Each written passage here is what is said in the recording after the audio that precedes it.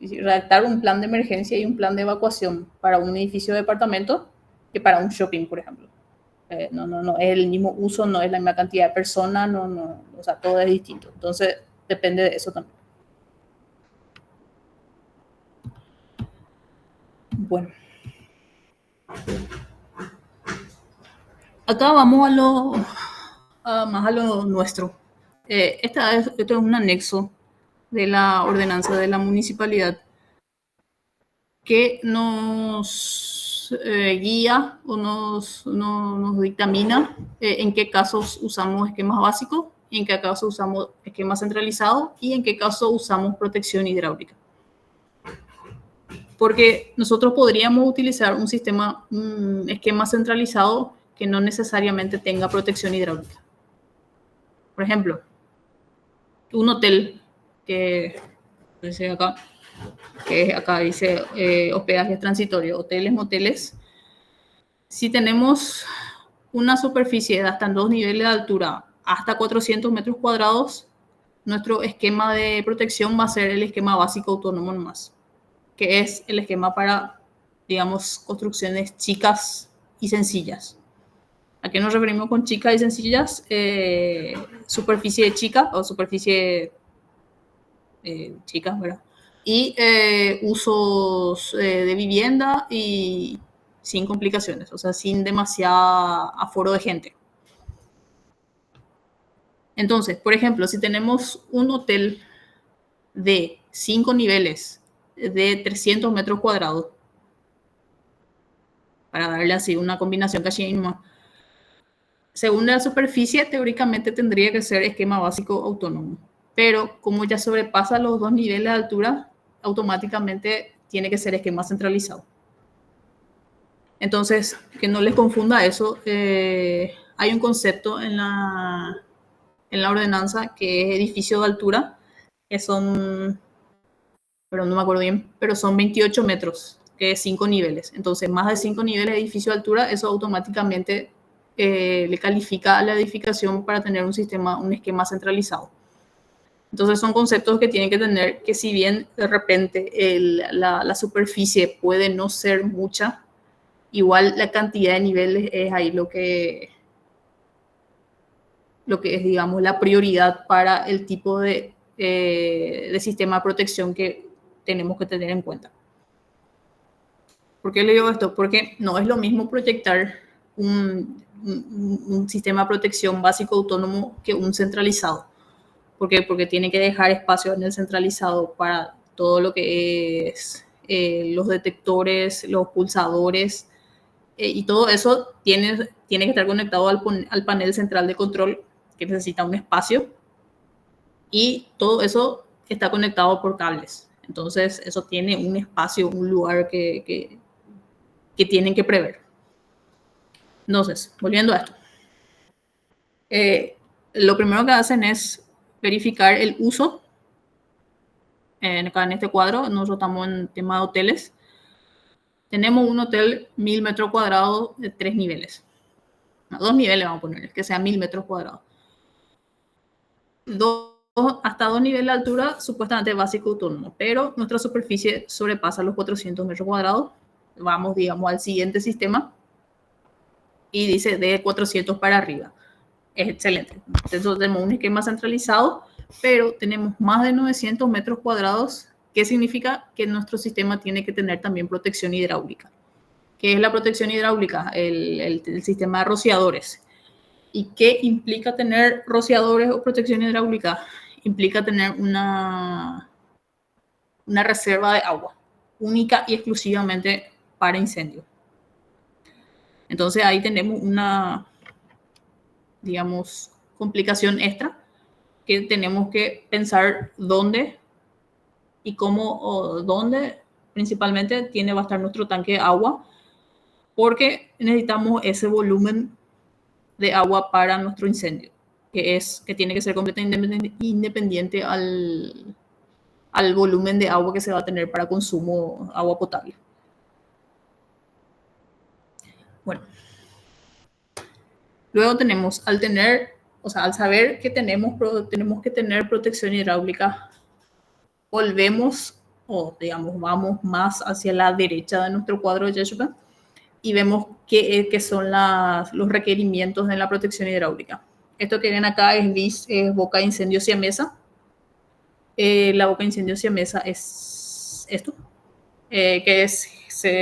son bocas que se colocan generalmente en las veredas, en la entrada de los edificios, cuya función principal es apoyarle al sistema de extinción del edificio. ¿Qué significa? Significa que los bomberos vienen, enchufan su reserva de agua por esta boca siamesa y inyectan agua al sistema. Entonces, para que el sistema siga trabajando. Porque acuérdense que nosotros, si bien vamos a tener una reserva de agua, nuestra reserva de agua no va a durar para siempre. Entonces, esto es para apoyar ese sistema. Luego tenemos las bocas de incendio equipadas, que son... Tengo acá foto, parece. Esta es. Que son sistemas hidráulicos de extinción manual. ¿Eso qué significa? Que se tienen una manguera disponible, pero obviamente alguien tiene que ir y manipular y apagar el incendio. Luego tenemos R, son los rociadores, que yo supongo que todos vieron alguna vez. El rociador esto se activa cuando hay, dependiendo del tipo, cuando hay humo o temperatura.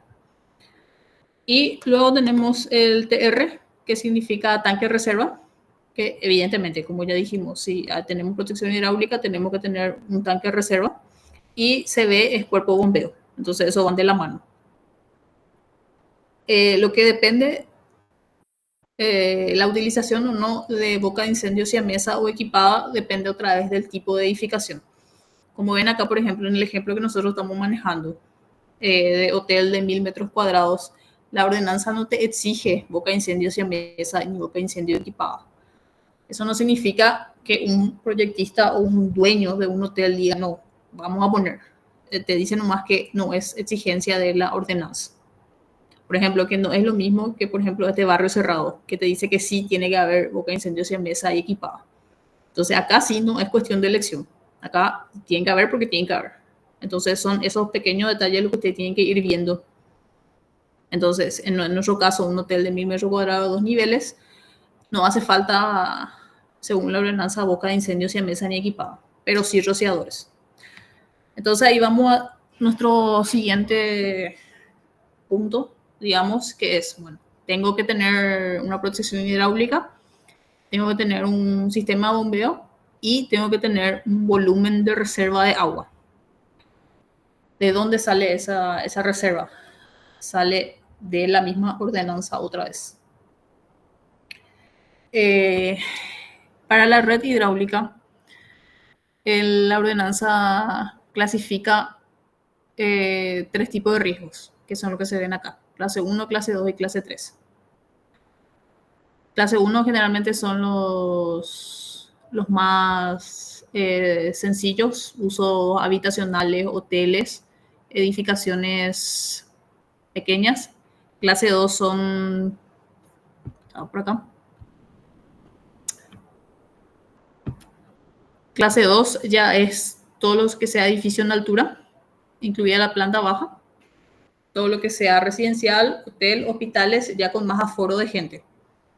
Y lo que es así, demasiado, no sé si demasiado uso público es la forma correcta de decir, ¿verdad? Pero lo que sí es lo que va a ser más concurrido, como discoteca, centro de eventos, todo ya es clase 3. Entonces, tenemos el uso, la superficie, los niveles, si es que necesitamos o no red hidráulica, si necesitamos red hidráulica, cuánto tiene que ser nuestra reserva. Nuestra reserva depende otra vez del tipo de riesgo. Y acá están clasificados. Entonces, de ahí vamos a este cuadro que es de la ordenanza, que básicamente lo que dice es, por ejemplo, en nuestro caso que era hoteles clase 2, ¿qué nos dice la ordenanza? Que nuestro volumen de volumen de agua de reserva para incendio, única y exclusivamente incendio, tiene que ser 2.000 litros por minuto, que es el caudal, y tiene que durar o tiene que dar abasto para funcionar mínimamente 60 minutos. 60 minutos. Entonces, de acá sale nuestro volumen. Si nosotros sabemos que tenemos que tener disponibilidad para 2.000 litros por minuto por 60 minutos, multiplicando, eso nos da la cantidad de litros o el volumen que tenemos que tener disponible. Hace a modo de, porque tenemos clase 2 nomás. Clase 1, que es lo más sencillo, tiene que ser 1.000 litros por minuto por 30 minutos. Acá salen los 30.000 litros, eso que en algunos casos hay una confusión de concepto que dice que incendio siempre tiene que tener 30.000 litros por minuto. Es lo mínimo, sí, para clase 1, utilizando solamente rociadores, pero no es siempre lo mínimo. Ahora, por ejemplo, vimos el hotel que era nuestro ejemplo, que es clase 2, necesitamos mucho más que 30.000. Entonces, tengan en cuenta eso y no se confundan con que para incendios siempre hay un volumen único de reserva, porque como están viendo acá, depende. Ahora, en nuestro ejemplo, tampoco necesitamos boca de incendio equipada. ¿Qué pasa si en nuestro ejemplo o si nosotros decidimos que vamos a tener también boca de incendio equipada? Este volumen que estamos sacando acá es única y exclusivamente para los rociadores. Si vamos a tener boca de incendio, tenemos que sumarle el volumen que va a usar esa boca de incendio. Porque en el caso que haya simultaneidad, o sea, que tengamos las dos cosas, siempre el peor de los casos es utilizar ambas cosas, o sea, utilizar rociadores y boca de incendio. Entonces, si nosotros tenemos ambas cosas y habíamos calculado un volumen de agua solamente para los rociadores y alguien usa, por ejemplo, la boca de incendio, entonces tu volumen no te va a dar para los 60 minutos que te pide acá la ordenanza. Entonces, por ahí va la mano. Entonces, siempre mucho ojo, si tenemos ambas cosas, el volumen se tiene que sumar. Entonces, con mucha más razón, tener en cuenta la ubicación de nuestro tanque para su proyecto por el tema del volumen que hay que tener en cuenta, o que hay que prever. Bueno, esta es misma historia, clase 1, 2 y 3, el caudal necesario y todo tiene que ser mínimo 30 minutos para 10. Por eso le digo, este es rociadores, este es 10. En caso de ambas cosas, hay que sumar. Entonces, señor tanque, para tener en cuenta. Si es que la ordenanza no nos exige 10, entonces calculamos nuestro volumen con este cuadro que es solamente para rociadores y ya está. Bueno, este es la boca de incendio siamesa, que ya les expliqué. Los tipos de riesgos y este cuadro es un poco más largo. Este le achiqué nomás para que se vea. Pero vean, es el anexo 1. Traten de entender, véanle un ratito, entiendan esta tabla, porque como les digo, a partir de acá surge todo lo demás. Este es el rociador que ya vimos, el agua de incendio equipada. Y este es nuestro sistema de bombeo, digamos, estándar para cuando tenemos protección hidráulica. ¿Cómo funciona el sistema? En condiciones normales, digamos, el tanque hidroneumático es el que mantiene la presión del sistema. Generalmente los sistemas tienen las bombas principales, que acá se ven dos porque funcionan alternadamente, o funciona uno principal y hay uno de reserva. Luego tenemos una bomba jockey y un tanque hidroneumático. Generalmente el tanque hidroneumático es el que mantiene la presión del sistema. Esto siempre está funcionando. ¿Por qué? Porque nuestro sistema PCI siempre está presurizado. En el caso de una emergencia, cuando se detecta un incendio, la bomba principal se activa para darle, digamos, bombear el agua necesaria. Entonces, lo que pasa cuando hay el incendio, funciona las bombas principales se suministra el volumen de agua necesario para los rociadores y o vías. Y una vez que la situación de emergencia se resuelve, hay un cierre automático, la bomba principal se detiene y la bomba jockey queda funcionando para mantener la presión otra vez, digamos, normal del sistema.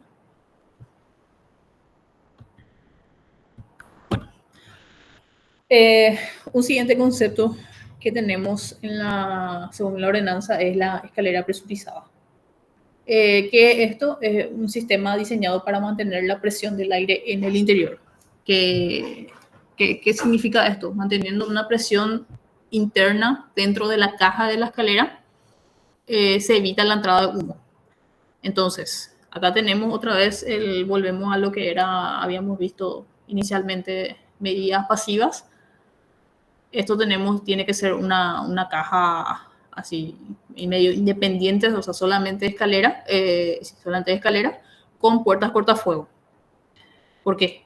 Porque no nos sirve de nada nuestra caja de escalera presurizada, que vamos a tener una presión, digamos, definida internamente, si tenemos una puerta que no completa el sistema. Porque si nuestra puerta es una puerta normal, entonces no ayuda a la hermetización de la caja. No sé si me explico. O sea, tiene que ser completo. La caja, el sistema de ventilación, que es lo que mantiene la presión, y la puerta cortafuego, para completar todo.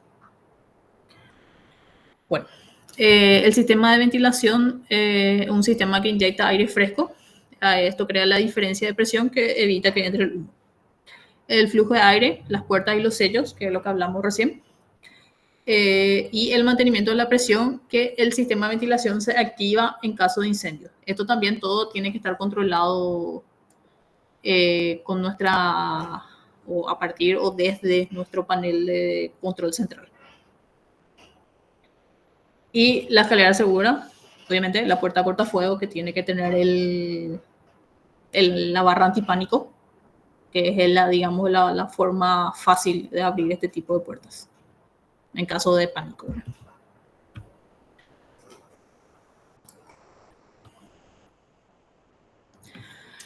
Esta es la, digamos, clasificación según la ordenanza para escaleras presurizadas o protegidas. Que misma historia, para edificios de altura que son 5 niveles para arriba, ya es obligatoria el uso de escalera presurizada. Este es un esquema, digamos, estándar de cómo funciona la escalera presurizada. Ven las puertas cortafuego, los ventiladores y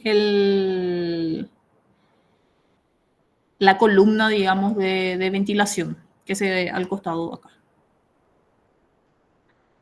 Entonces, cuando el sistema de ventilación funciona o cuando la escalera está presurizada, la presión interna aumenta. Si en caso por algún motivo la presión se vuelve demasiado alta, existe esta persiana de aluminio que generalmente está en la parte más alta de la caja, que sirve para liberar el exceso de presión. Que son persianas de aluminio que tienen un dispositivo de control que, como ya dijimos, si la presión aumenta demasiado, entonces se libera presión por ahí, o sea, se libera aire por ahí. Y el ventilador axial, que está abajo siempre. Y esto tiene que... y el sistema de ventilación, no me acuerdo cómo se llama esto. Pero bueno, ya entienden el punto. Acá está el esquema. Es para que entiendan cómo funciona todo esto. Evidentemente tiene que estar cerrado y las puertas tienen que ser cortafuego.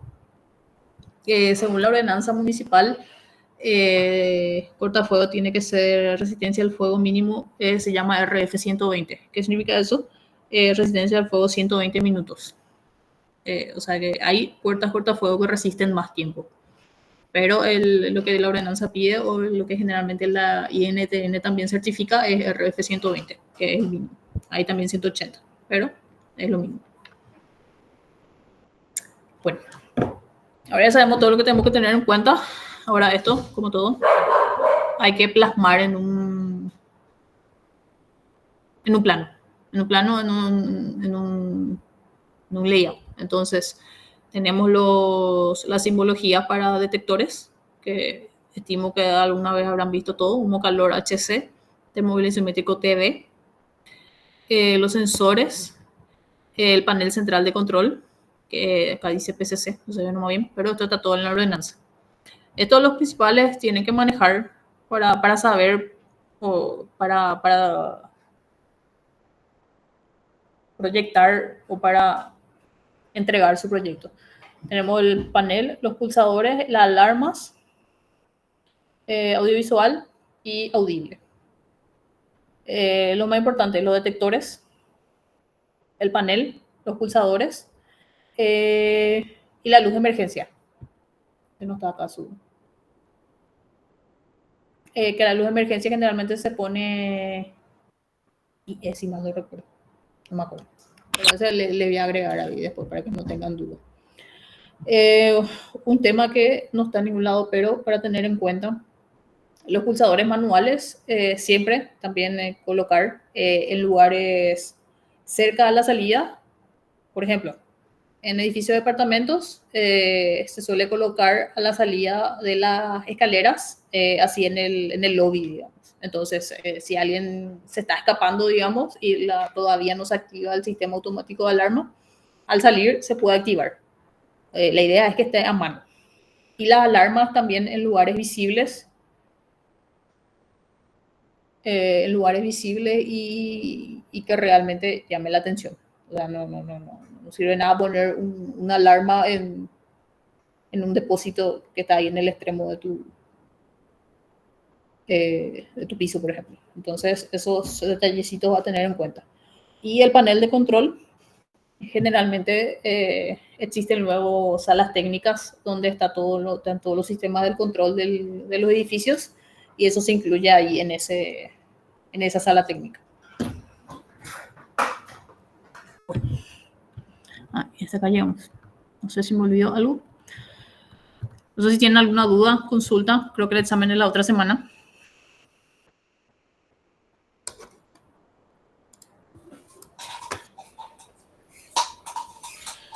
Aprovechen ahora que está la ingeniera Claudia para responder sus consultas específicamente sobre cómo interpretar el anexo de la ordenanza en relación a los sistemas que se tienen que aplicar, ya sea de acuerdo a la superficie o a la altura o al uso o al nivel de riesgo. Pregunten, por favor, si tienen alguna duda sobre cómo calcular la reserva de incendio. O cualquier cosa, está ahí la ordenanza en el foro. Pues si ven durante la semana o hacen sus preguntas ahí sin drama también. Pero antes del examen. Acotar sobre el tema del funcionamiento del conjunto de bombeo, que la ingeniera explicó que estaban dos bombas principales que trabajaban en forma alternada porque una funciona y la otra funciona de reserva. Entonces van trabajando en forma paralela, y que el sistema está presurizado por el tanque hidroneumático. Entonces, cuando hay una necesidad, cuando ocurre el siniestro, las bombas ya entran nomás la bomba principal ya entra nomás a completar la presión necesaria para el funcionamiento, ya sea de rociadores o de las bocas de incendio equipadas. Entonces, ya hay una presión base proveída por el tanque neumático, todo el sistema está lleno, está presurizado, y luego cuando ocurre el siniestro se activa la bomba principal correspondiente y completa la presión necesaria. Eso también ahorra tiempo, porque o si no habría que empezar desde cero esa presión. Entonces, tener la cañería presurizada, que implica tenerla llena de agua también, es algo que ahorra tiempo en el momento de la necesidad de agua.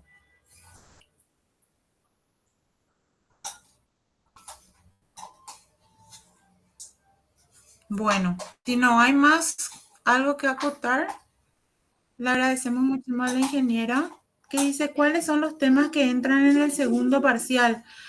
Bueno, nosotros acostumbramos a poner en el parcial todo lo que desarrollamos hasta la fecha. En el segundo parcial va a entrar domótica, va a entrar PCI y va a entrar lo que yo voy a dar ahora, que es hasta dónde lleguemos. Va a ser la parte de regadío y piscinas, lo que falta completar del programa.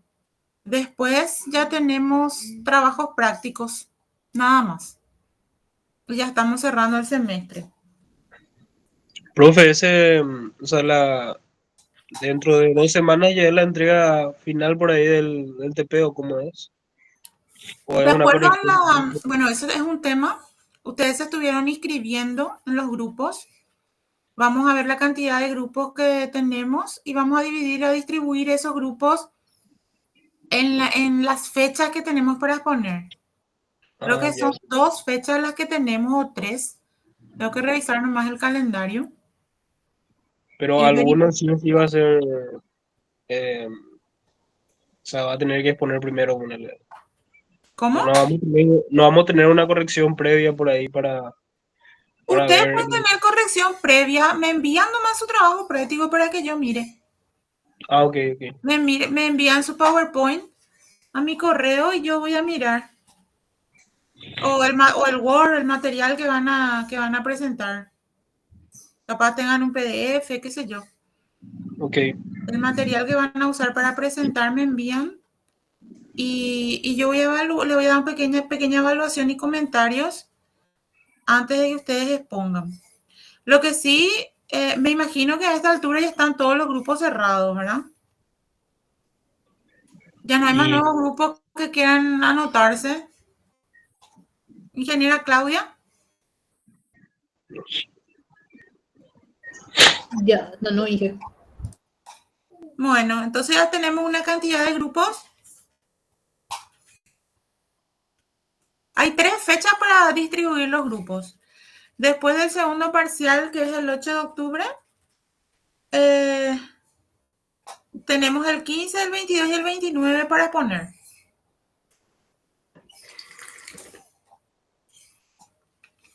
dale, perfecto. Entonces, si ya tenemos todo cerrado, vamos a publicar nomás, normal, o sea, no es gran cosa tampoco, no es ningún misterio, ningún secreto nuestra distribución. Nosotros vemos el orden en el que están en la lista de grupos, por ejemplo, grupo 1, grupo 2, grupo 3, y en la primera fecha, si son 15 grupos, por dar un ejemplo, en la primera fecha van a poner del 1 al 5, en la segunda fecha del 6 al 10 y en la tercera del 11 al 15. Así manejamos el calendario. No hay ningún sorteo, nada. Es por orden de inscripción. Nada más que eso. Bueno, entonces vamos a continuar con el contenido de regadío y piscina.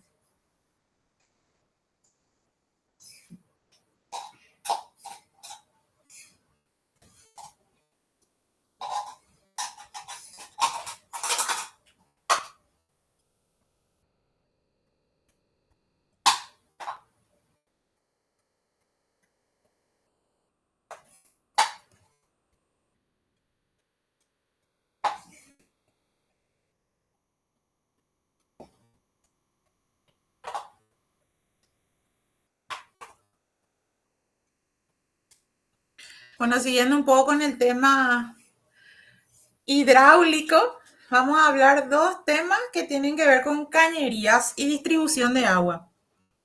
En primer lugar, vamos a hablar un poco del regadío. Este es un tema que tiene una aplicación arquitectónica y una aplicación también agrícola.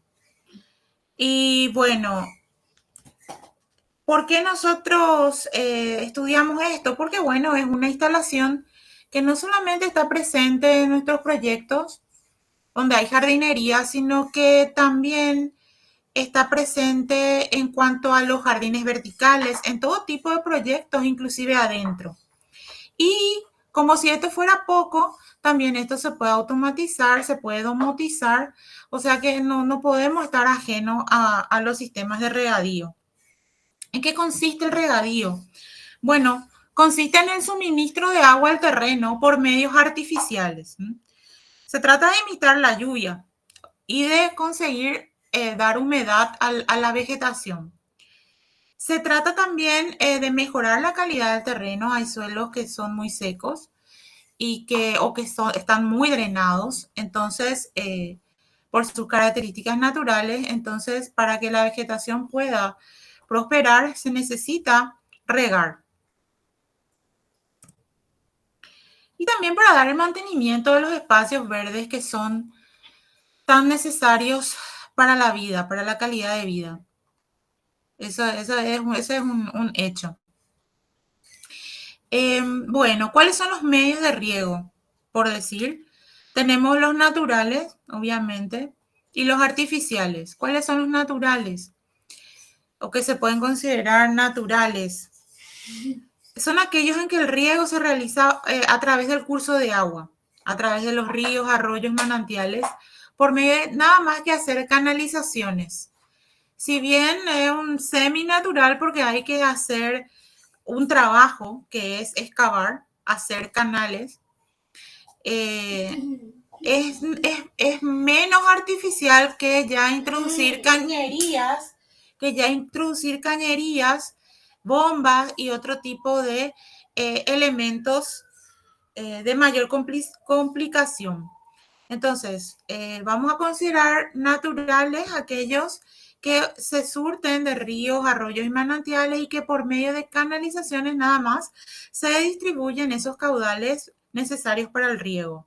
Esto se usa en lugares donde hay abundancia de agua y donde normalmente hay aplicaciones agrícolas. Y los artificiales, en estos casos ya hay elementos adicionales que pueden ser fijos o móviles. Entonces, el primer caso natural, vemos que hay canalizaciones en la primera foto y en la segunda foto ya vemos que hay aspersores que están saliendo de lo que es el nivel del terreno, el nivel de césped, y que lógicamente entendemos que estos aspersores están conectados a cañerías que están trayendo agua y que esto ocurre de esta manera, sale con esta presión porque justamente también este sistema está presurizado, quiere decir que tiene un equipo de bombeo que está proveyendo una presión para que el agua pueda brotar con esta fuerza. O si se fuera a dar el caso, lo cual no es nomás muy común en los sistemas de regadío, también esta presión se podría obtener por, de repente, obtener agua de un tanque, que ya exista una presión importante, pero no es el caso más usual. En cuanto a la clasificación, están los riegos de superficie, los riegos por aspersión y la microirrigación o el riego por goteo. Son básicamente tres tipos. En los riegos de superficie podemos ver lo que son dos grandes grupos y que son los que es inundación totalmente, o sea, se llena de agua una cierta superficie, que es el caso de los arrozales, por ejemplo, pero eso es también porque la vegetación necesita o el cultivo necesita estar sumergido en agua. Entonces, se aprovecha la abundancia del agua y se inundan las bateas de cultivo.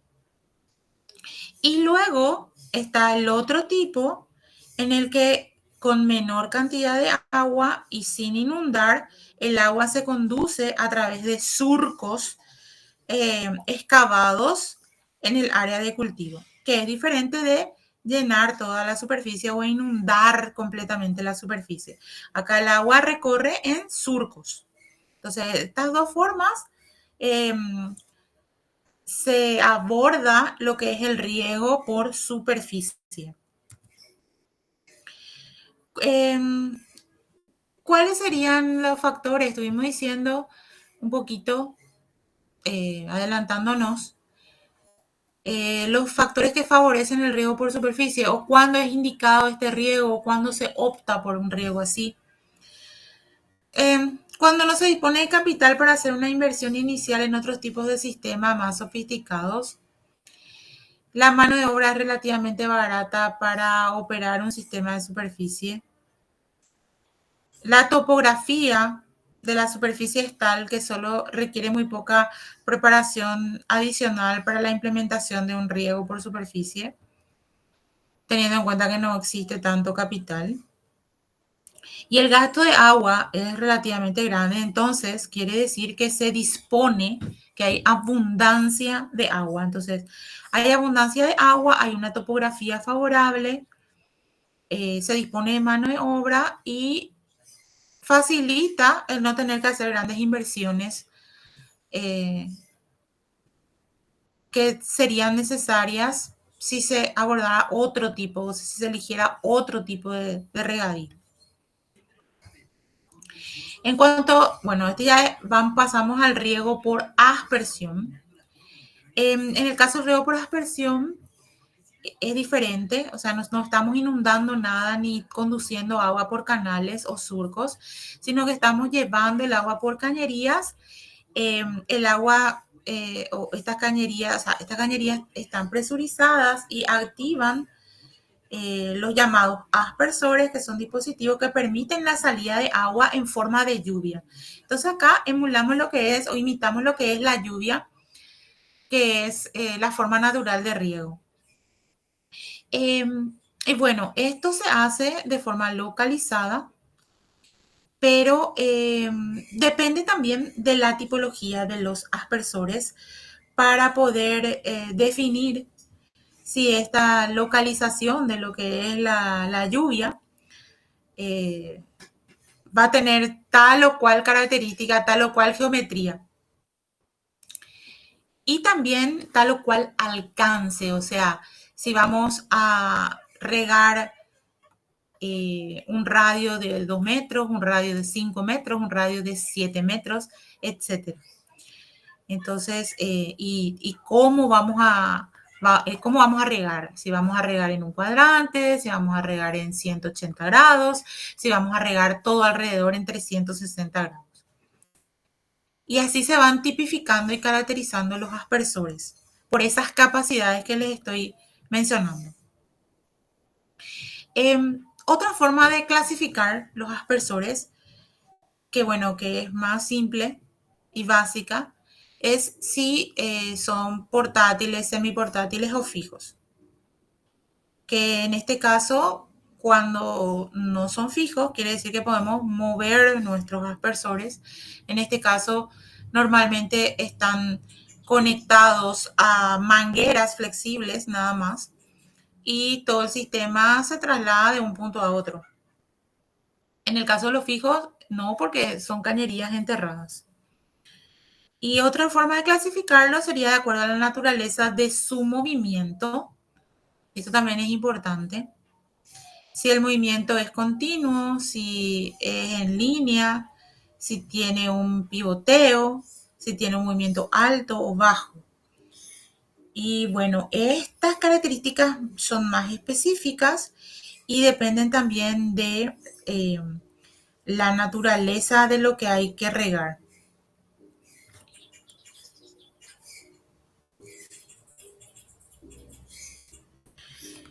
Bueno, esto en cuanto al riego con manguera es solamente a modo de mención. Obvio es que no se consigue una buena uniformidad y lo que se consigue es la esclavitud de un personal que esté regando, ¿verdad? Entonces, eso es lo que se busca evitar con los sistemas de regadío. Y más aún, haciendo ya uso de la osmótica en la cual podemos temporizar el regadío a tal y cual hora determinada del día, también de esa manera ahorrar en consumo de agua, ya que los regadíos no se realizarían en horas donde hay mucha evaporación, como ser desde las 11 de la mañana a las 4 o las 5 de la tarde, sino que se buscarían tempranas horas de la mañana y ya posterior a al sol del atardecer, ¿verdad? Y bueno, en cuanto a los difusores, son aspersores, pero más pequeños. Es otro tipo de aspersores, se llaman difusores porque tienen un riego muy delicado y se usa normalmente para pequeños macizos de flores o un riego o un sistema regadío donde va a haber mucha cantidad de difusores. ¿Por qué? Porque apenas tienen un alcance entre 2 a 5 metros. Y esto depende de la presión de funcionamiento y de la boquilla que se utiliza. Y bueno, tienen un rango entre 2 y 5, dicen. Entonces, eso se regula con la apertura de los tornillos que normalmente traen los difusores. Entonces, abriendo o cerrando un poquito más o un poquito menos, uno puede regular el alcance del difusor. En cuanto a los aspersores, tienen un alcance superior a los 6 metros. Dijimos, los difusores estaban de 2 a 5 metros. Cuando los aspersores ya hablamos de superior a 6 metros. Y bueno, también ese alcance viene acompañado con características de presión y el cómo van a regar con el tipo de boquilla. Ustedes ven acá, este difusor tiene salidas, varias salidas, donde riego, o sea que líneas de agua más importantes están saliendo. Esto es mucho más definido, se llama en abanico, es un riego diferente que este otro, en el que sale realmente en una forma más difusa el agua, en forma de rocío prácticamente. O sea, es diferente.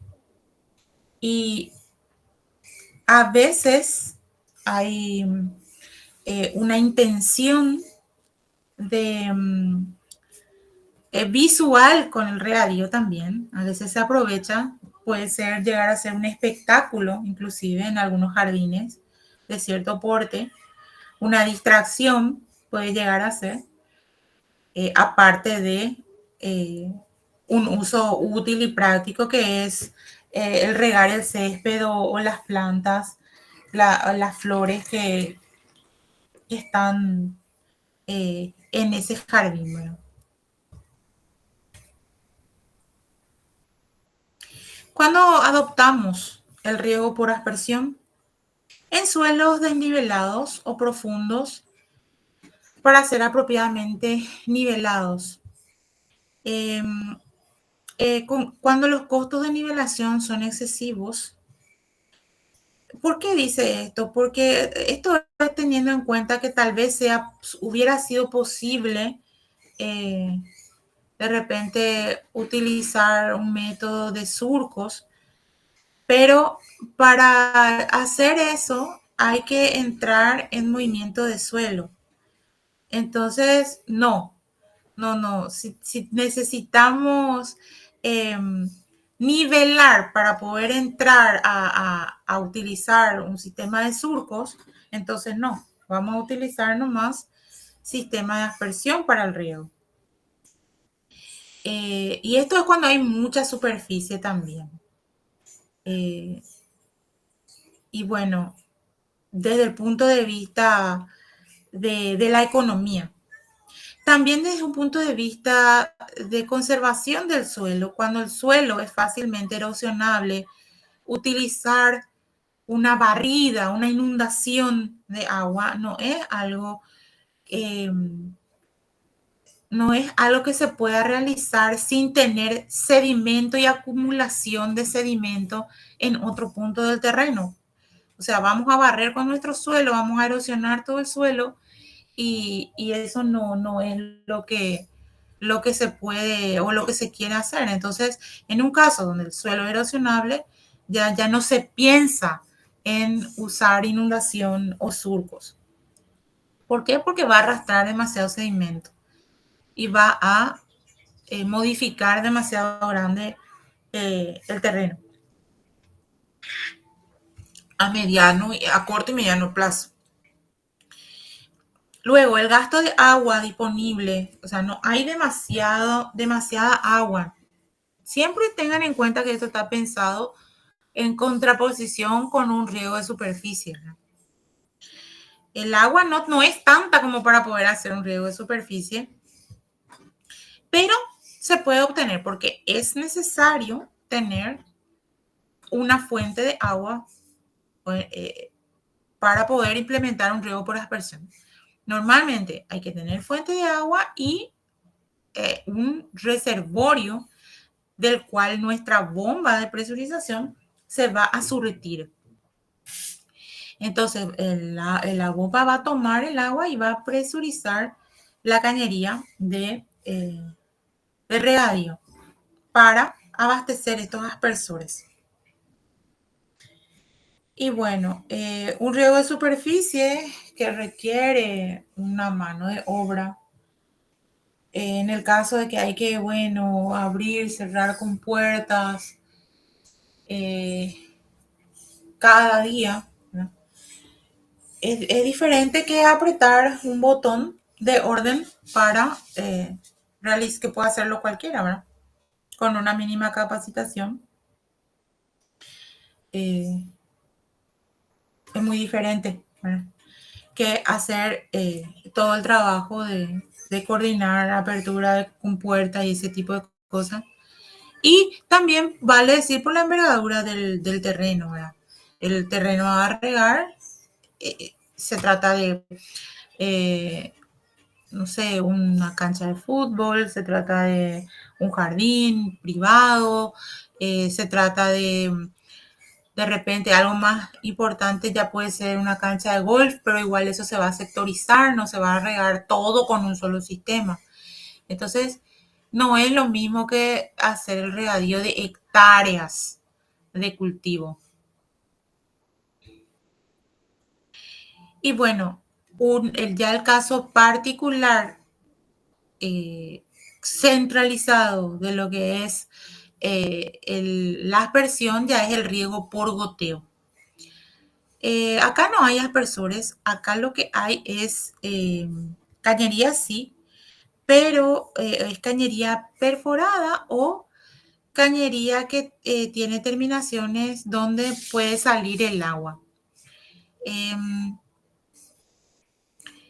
A veces hay cintillas, que son estas cañerías perforadas, y se utiliza mucho en el caso de los cultivos que se hacen en hileras y en el caso de también el cultivo de las flores, porque el riego es muy suave. Y este caso también es el que uno de los que menos o el que menos utiliza agua. ¿Por qué? Porque este riego normalmente se enfoca solamente en la raíz sin mojar los otros componentes, tallos, flores de la planta. Y es un riego entonces muy eficiente porque solamente se empapa la raíz. Y de esa manera, inclusive el más eficiente de todos es el riego que es subsuperficial. Quiere decir que estas cañerías van ya por debajo del suelo. Ese es el que menos evaporación todavía permite. ¿Por qué? Porque se riega la raíz debajo del suelo. Aún así, si es un riego por goteo superficial, la cantidad de agua utilizada es muchísimo menor que en una aspersión o ni qué decir una inundación.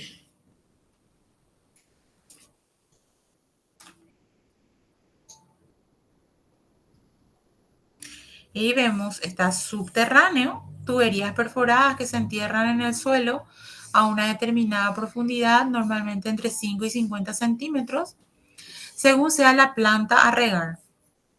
Hortalizas menos enterradas que árboles.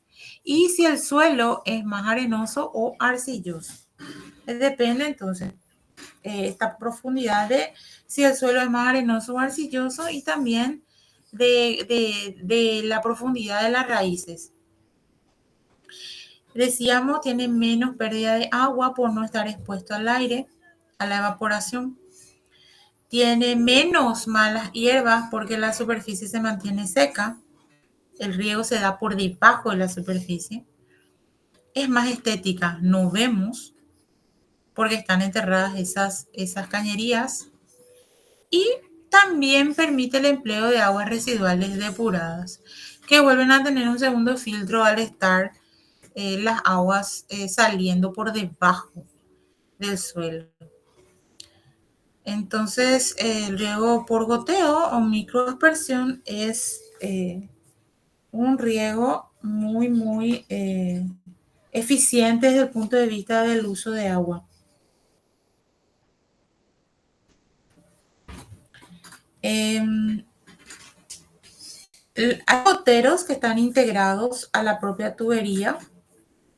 Hay goteros de botón, son estos, que se pinchan en la tubería, o sea, son como accesorios.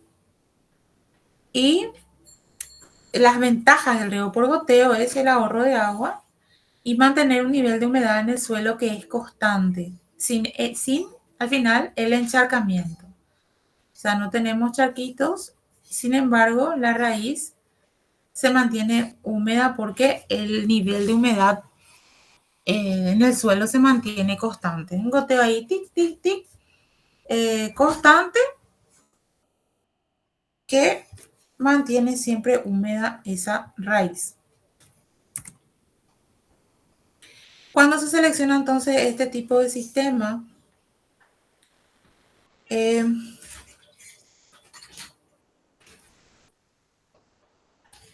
realmente cuando los suelos son muy porosos y variables para permitir una buena distribución de agua por métodos de superficie, cuando hay realmente cuando hay poca cantidad de agua disponible y cuando la naturaleza de lo que va a regarse es delicada, como para estar mojando la planta. Y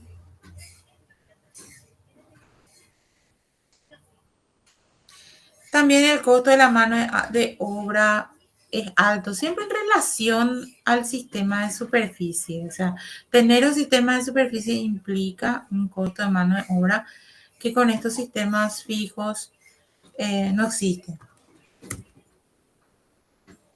Los microaspersores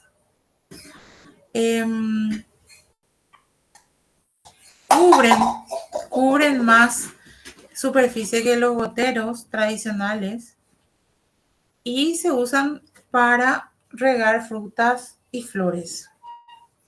Estos también son los que se usan de repente en los súper, que cada tanto hay una aspersión para mantener húmedas las verduras. Son este tipo de microaspersores, ¿verdad? Y parecidos a estos se usan en los jardines verticales, en las bolsitas donde se plantan las plantas. Hay cañerías donde hay microaspersores que mantienen húmedas las raíces.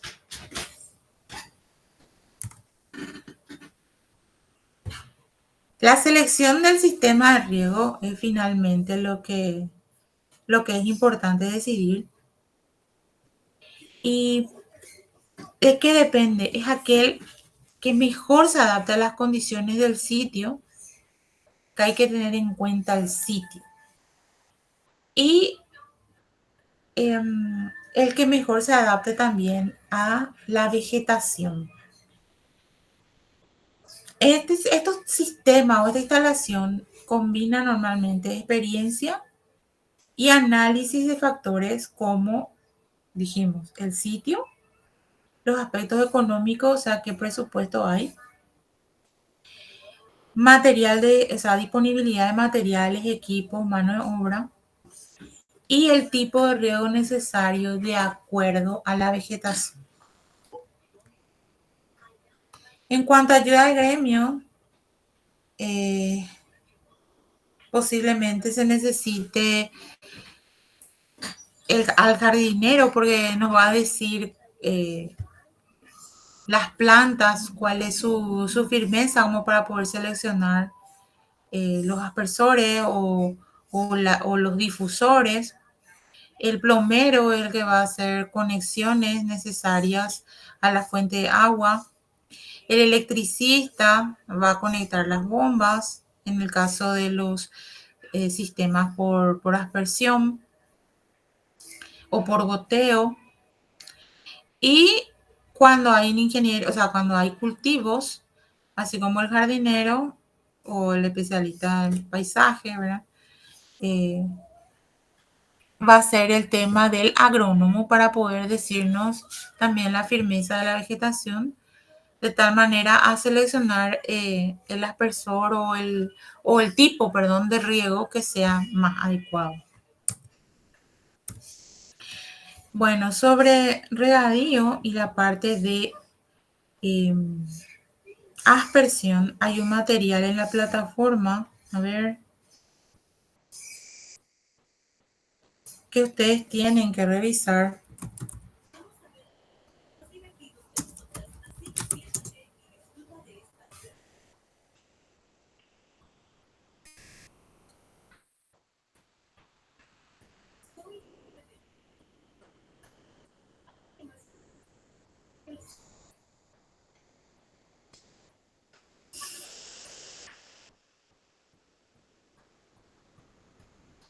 En la unidad 8, regadío y piscinas,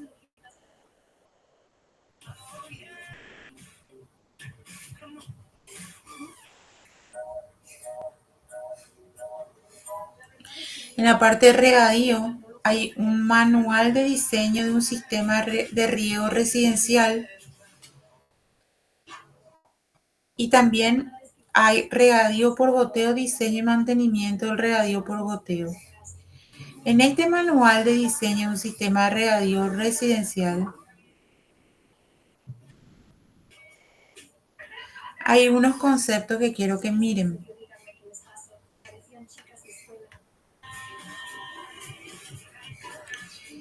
Es básicamente un esquema o una, así como hablamos para diseñar o predimensionar un sistema de aire acondicionado.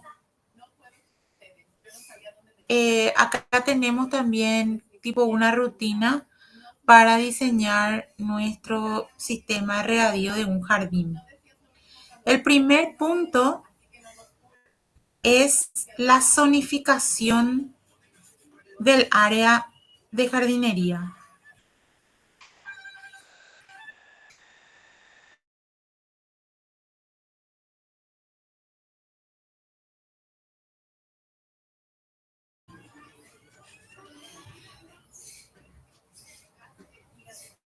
A ver, me fui un poquitito. Acá está. Se trata de zonificar el área de riego en áreas más pequeñas. ¿Para qué? Porque nosotros vamos a ubicar los aspersores de tal manera a cubrir las diferentes áreas.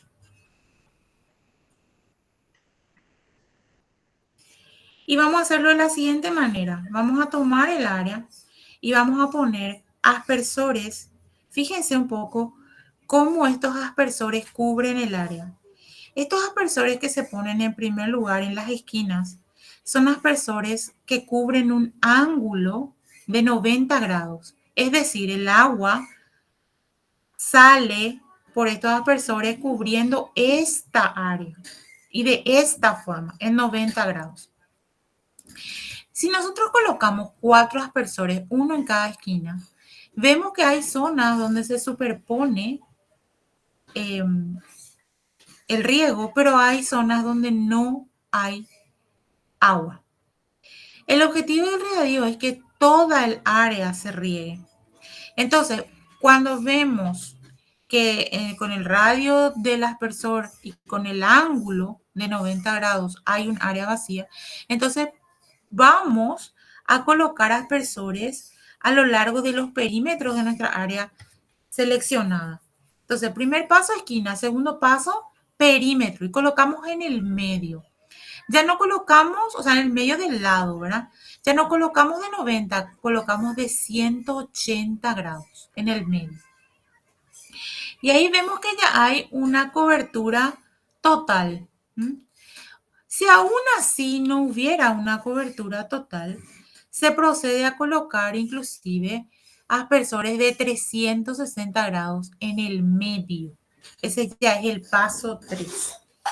¿Por qué? Porque hay áreas más grandes que puedan requerir la instalación de aspersores en el medio del área o en más costados, ¿verdad?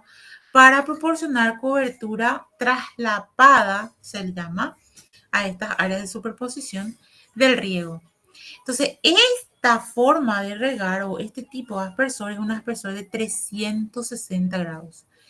Este de acá del medio, el negro, es un aspersor de 180 grados. Y el de la esquina, negro, baña o un aspersor de 90 grados. También hay aspersores de 260 grados que se podría poner, por ejemplo, aquí. Voy a aumentar esta área. Vemos acá se colocaron en las esquinas de 90, se colocaron en los lados de 180 y acá en esta esquina se colocó uno de 270 grados. También hay de 270 grados. En esta otra esquina también hay uno de 270 grados.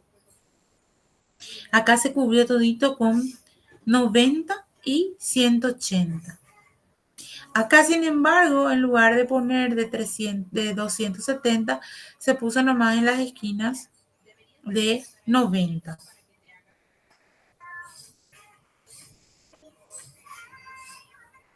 Y bueno, básicamente de esa manera se cubre el área a regar y se va colocando primero en las esquinas. Si se trazan los radios de alcance, porque esto hay que hacerlo en plano, ¿verdad? Y conociendo el radio de alcance del aspersor. Entonces, se dibuja. Si, como veíamos acá, sigue habiendo área libre, entonces se va colocando o necesitando el apoyo de aspersores de 180 grados.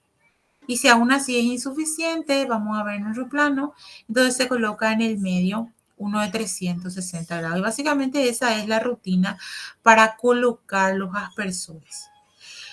Luego vamos a tener una cantidad de aspersores y vamos a necesitar alimentar estos aspersores realizando el trazado de una cañería que va a unir todos estos aspersores para proveer agua y que va a tener un diámetro. Eso hay que calcular de acuerdo también tanto a la cantidad de agua como a la presión necesaria. Entonces, ese cálculo ya lo va a realizar el ingeniero, pero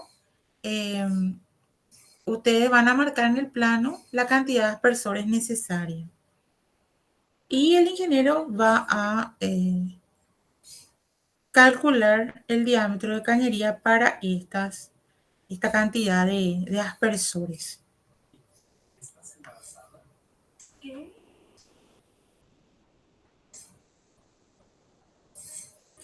Esto es importante, en especial cuando vamos a intervenir lugares que ya están construidos. Siempre, en todo proyecto, nunca hay plano. Y si los hay, son el oro que hay que conseguir, y si no, entonces determinar dónde están las líneas eléctricas, o sea, la línea de servicio, línea de agua, para que nuestro trazado del sistema regadío no se superponga en un sentido destructivo con estas otras cañerías. Agua, desagüe, eléctrica y otras que puedan ir enterradas. Solamente a modo de comentario para tener en cuenta.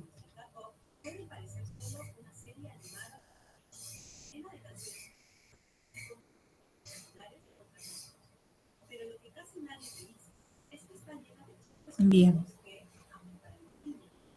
Acá hay unos detalles. Es diferente cuando uno visualiza las cañerías así con su espesor, todos los accesorios que tienen y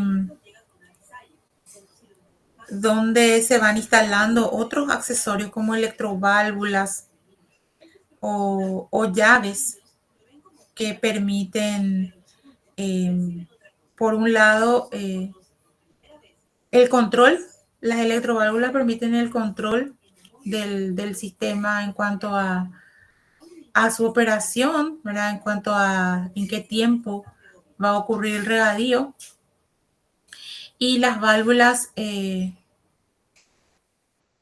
compuerta, por ejemplo, sirven para clausurar, abrir y cerrar el sistema al paso del agua, ¿verdad? Pero hay accesorios que también suman en el presupuesto, no son solamente cañerías. Están los codos, las T, todas las conexiones, toda la parte electrónica para hacer esta programación del regadío. Aparte de los aspersores y las cañerías en sí. Este, por ejemplo, tiene un control remoto. Ahora podríamos, en vez de control remoto, también indicar un panel de control o un teléfono.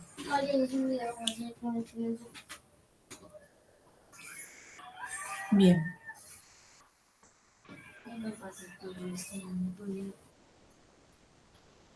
Yo creo que vamos a dejar el contenido de piscina para una próxima entrega.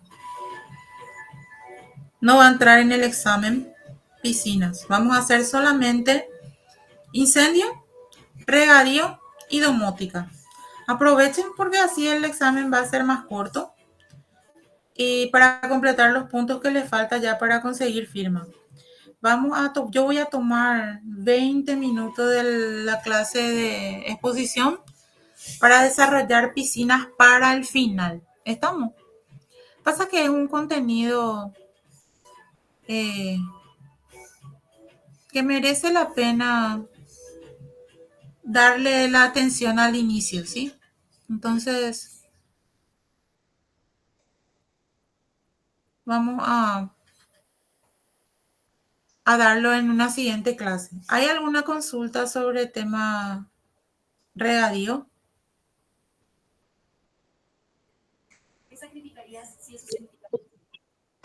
Profe, esto sale todo como teoría, ¿verdad? O algún esquema habrá que estudiar o como se llama. Teoría es, pero puede salir sobre la parte de incendio. Puede salir un cálculo de reserva, por ejemplo. O un ejercicio de interpretación del anexo sobre, dadas ciertas condiciones del proyecto, cuál es el sistema que se va a utilizar. Que es al final teoría. Pero el cálculo de la reserva de incendio es lo que puede salir. El cálculo del drenaje, el cálculo del regadío, no.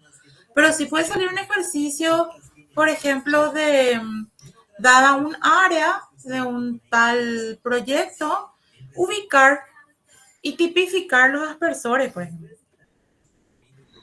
Ah, ya. Que es un Entiendo. sistema, que es un cálculo, o sea, no un cálculo, sino es un ejercicio práctico que ustedes harían en el momento de estar predimensionando en su proyecto, ¿verdad? Básica es esa competencia que ustedes tengan. El poder calcular su reserva de incendio o el poder sectorizar un área de regadío. Competencia básica. Ok. Gracias, profe. Dale. Pero que tampoco es muy difícil, o sea, se entendieron las explicaciones, ¿verdad? De la profe Sí, como sí, mía. sí. Sí, se entendió, profe. Bueno, cualquier duda pueden hacer en el foro mientras quieran, ¿verdad? Mientras dure el semestre, ¿verdad? Antes del final.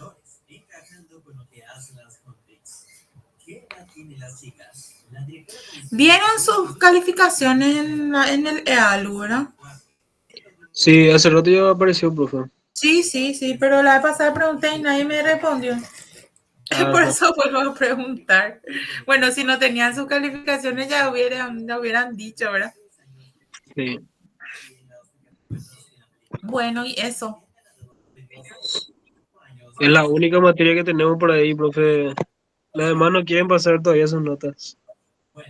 ¿Y cómo van a saber si vale la pena esforzarse para un segundo parcial? Y ¿O así, cómo van a saber si no priorizan nomás otra que tengan más posibilidades?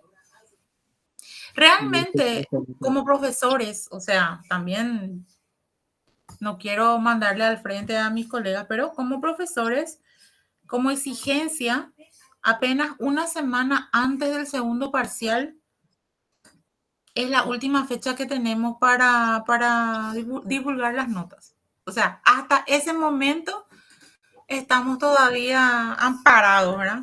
Como profesores. Pero creo que si las notas están antes, cuanto antes ustedes puedan tener esa información para priorizar sus materias, mejor.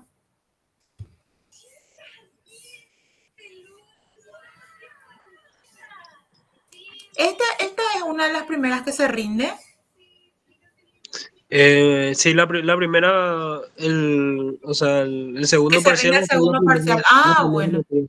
Ay, por eso nomás también hay. Después de 2 semanas recién rendimos, creo, las siguientes materias. Ah, bueno. Entonces, ok. Claro, pasa que nosotros tenemos mucho trabajo práctico. Y bueno, Sí, estamos entonces. dale, profe.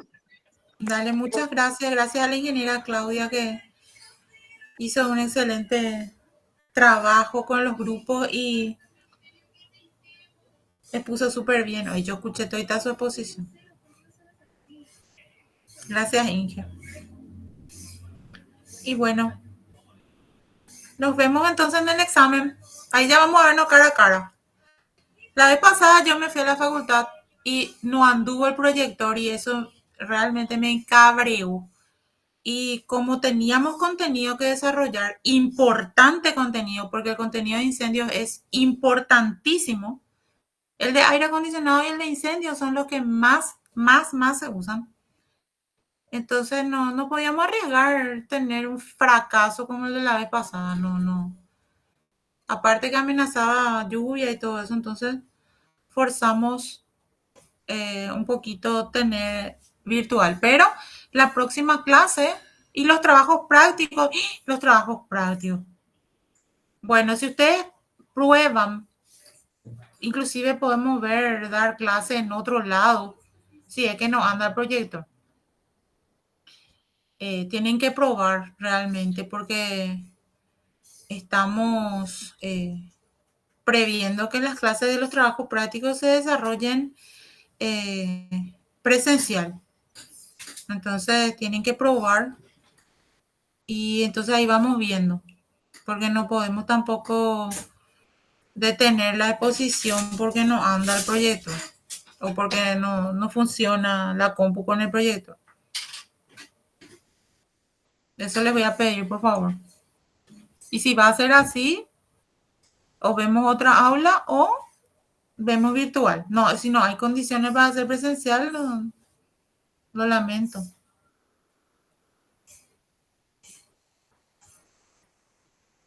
Bueno, muchísimas gracias y cualquier duda, entonces estamos en el foro. Gracias, profe. Envíen sus trabajos prácticos si quieren para corrección previa. Gracias, profe. Dale, mil gracias a ustedes. Nos vemos. Gracias, profe.